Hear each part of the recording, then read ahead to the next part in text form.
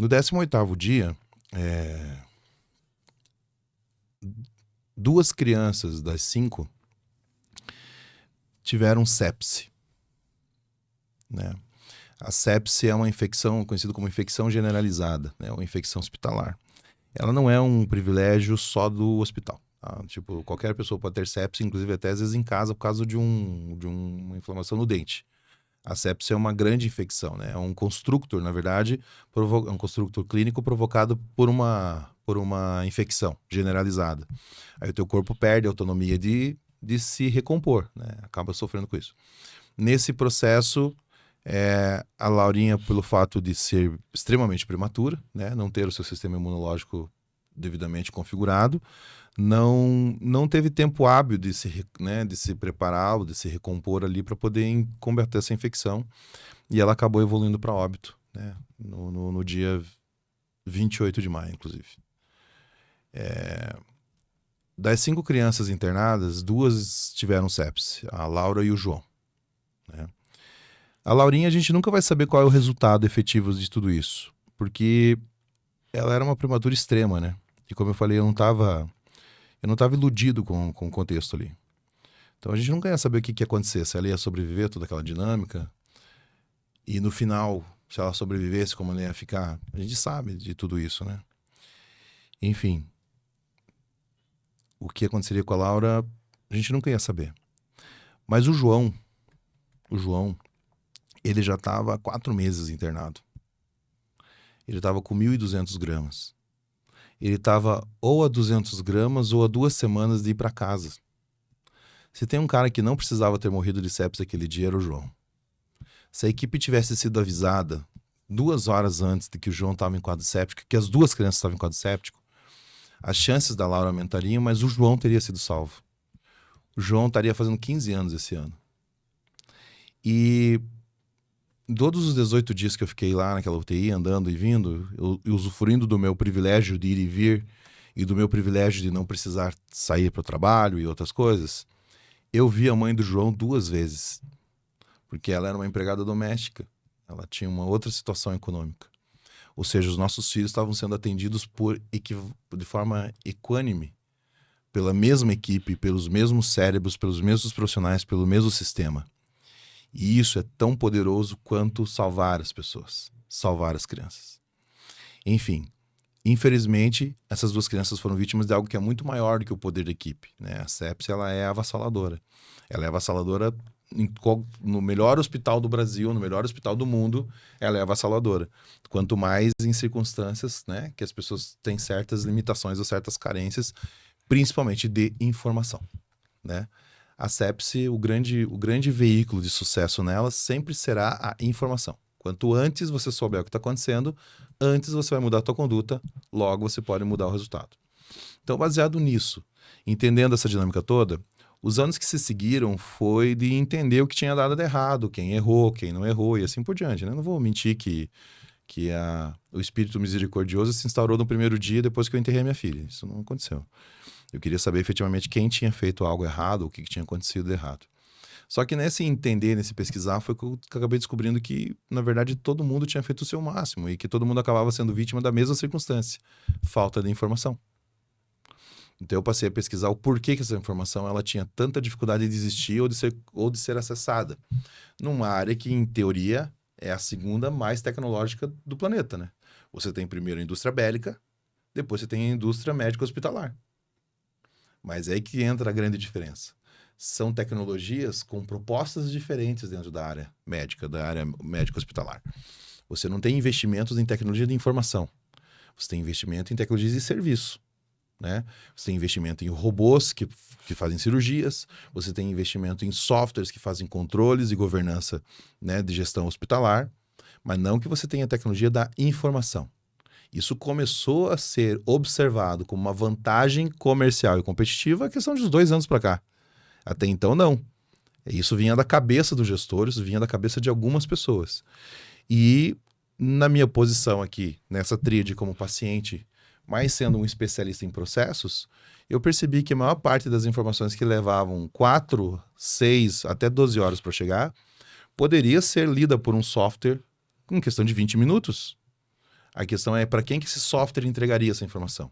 Esse entendimento não era uma coisa comum. Tá? Ainda não é tão comum dentro do setor. Então, ela acabou se tornando um alvo para eu poder entender. Só que perceba, eu não fiz isso pensando em produto, pensando em mercado. Não, eu fiz isso pensando num problema. Um problema do qual eu fui vítima, né? Então, eu passei a estudar esse contexto, estudar o que era sepsi, estudar as dinâmicas de entendimento de input e output da informação, de entender o porquê que o input e o output ele migra várias vezes do analógico para o digital dentro desse contexto, literalmente. No momento ele sai digital de uma máquina, vira analógico porque alguém escreve no papel. Daí ele vira digital de novo porque alguém digita em algum lugar e no momento vira analógico de novo. Você acha que alguém já não errou uma vírgula, um zero nesse processo todo? É óbvio que ele não consegue ser estruturado. Vamos pegar direto da máquina. O dono da máquina. E eu não estou falando quem comprou a máquina. Eu estou falando do dono da marca da máquina. Para integrar esse software, essa informação com o aplicativo, com o ERP do hospital, ou com o protocolo, você está pedindo de $500 mil no mínimo a $2 milhões para fazer. É um mercado. E você tem que respeitar o mercado.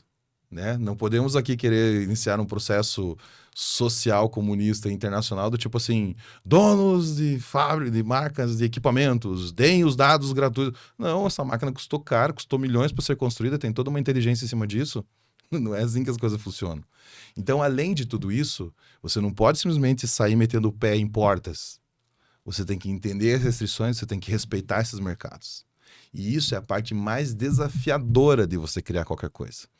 Porque é literalmente venda de propósito, venda de ideal.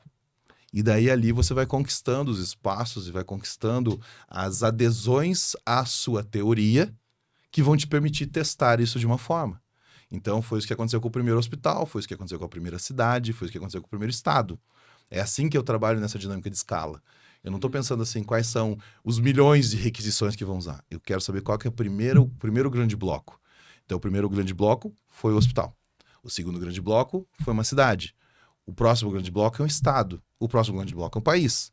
Não, talvez seja o Brasil. O Brasil é um país de 207 milhões de usuários, né? Mas por que não um país talvez de 3 milhões de usuários? É um país, é o primeiro país.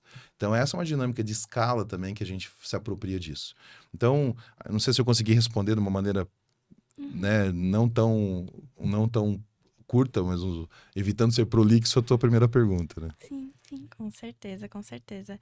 E quanto tempo depois, né, da perda da Laurinha, que começou a surgir isso, né? Como foi esse processo? Como foram os primeiros passos dessa criação? Eu enterrei a Laura, eu fechei o túmulo da Laura 11h30 da manhã do dia 29. Às 3 horas da tarde do dia 29 começou a pesquisa. Ó, que força. Foi exatamente esse o tempo, né? Lógico, entre isso virar várias outras coisas, foram anos, né? Faz 14 anos isso, né? Sim. Amanhã tô fazendo 14 anos, né? Eu acho que esse podcast ele é atemporal, né? Então tô dando dado, mas efetivamente no dia 29 de maio é o aniversário de morte de Laura, né? 28 de maio é o aniversário de morte de Laura. Então, fazem alguns anos que isso já tá no contexto.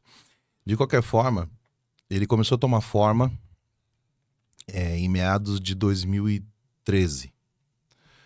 2013 eu comprei uma base de dados, eu já tinha desenvolvido os algoritmos, não tinha bibliotecas de algoritmos de inteligência artificial como nós temos hoje, né? Hoje, se você entrar em qualquer pacote do Azure, do Microsoft, ou da própria Amazon, ou de qualquer outro, você tem bibliotecas de algoritmos que você pode trabalhar nisso, né? Essa é uma das grandes vantagens do que está acontecendo com a inteligência artificial hoje. Mas entre 2010 e 2013 não era assim, né? Só que como eu sou ex-IBM, eu tinha acesso a vários fóruns de tecnologia, que são fóruns sérios, né? Não é aquele fórum de bagunça de nerd, né? Com todo respeito aos meus colegas nerds, que simplesmente acaba sendo, né, um formato de aprendizado genérico, assim, né? A IBM, ela fazia um organograma dessas informações para poder abastecer sua comunidade tecnológica, de engenheiros e assim por diante. E eu fazia parte, né, faço parte dessa comunidade até hoje. E ali já tinha ensaios, e não eram algoritmos, mas propostas de infraestrutura com machine learning por conta do Watson, né? O Watson, que é uma ferramenta de tecnologia, ele foi lançado, foi apresentado no mercado em 2009 e lançado no mercado em 2011. Inclusive na área médica hospitalar. E ali, a proposta do Watson era, inclusive, ser um grande mentor nas melhores tomadas de decisão relacionada à oncologia. Hoje ninguém mais fala no Watson, né? O Watson, inclusive, já foi até vendido por uma universidade, né? Custou alguns bilhões, mas foi vendido por alguns milhões só. E tudo bem, né? Mas ele foi um dos predecessores de tudo isso que está acontecendo. Uhum.